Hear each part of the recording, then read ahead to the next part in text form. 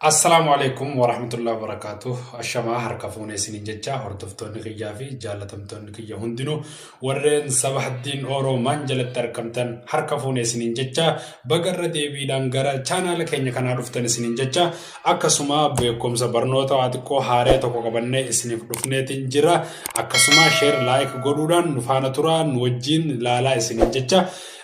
Akkasuma wanni qabattee dhufte tunuu maalii jechuun keessan hafan qabu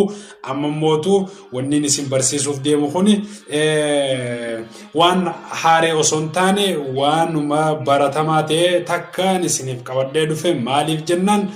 warra beeknee fi miti warra beekuu fi miti warra beekne qofaa fi jechuudhaan na hordofaa isinin jecha isin warri beeytanii warra beekne qofaa fi na hordofaa isinin jecha. Maaliif jennaan namoota adda addaa tokko tokkootu gizee isin hojiirra jirtanillee miseenjaraan dawwalee biizis waan godhaniif osoo buluukiin goonetti akkaataa nama sanfirraa ugguruu dandeessaniin isin agarsiisa na faana tura.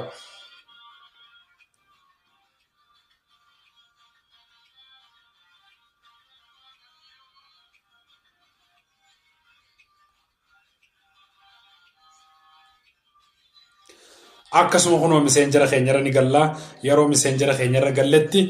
kunoo akkuma na cinatti agartan kana miseenjara seenaa jira maaliif jennaan yeroo akkaataa shabakaatiin dafee gannaman naqu akkaatuma shabakaa keessaniitirraa anamma shabakaan kiyya hedduu daataan kiyya dadhabaa waan ta'eef hedduu dafee na gadi naqu amma nagannaqee jira amma fakkeenyaaf akka fakkeenyaatitti nama tokko fudhee isin haa agarsiisu nama kana fudhee isin agarsiisa na faana tura.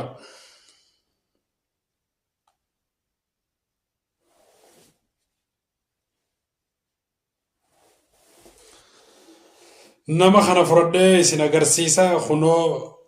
buluukii osoo hin taanetti kunoo laal waan kana tuyxanii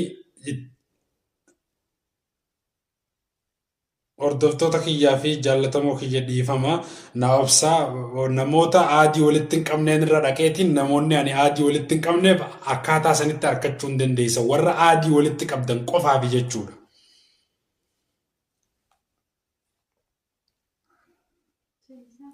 As dhuftanii siitingii mataa gubbaa sadan xixiqqoo tanatu hiixanii yoggaa siitingii tanatu hiixan no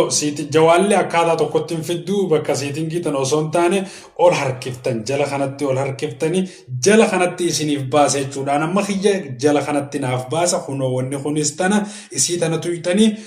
namni akkana gootan kun ganaa deebi'ee isin harkachuu hin danda'u ammummootu gaafa barbaaddan bakka baaftaniin isiniin agarsiisa viidiyoo biraa keessatti irra deebi'ee isin agarsiisa.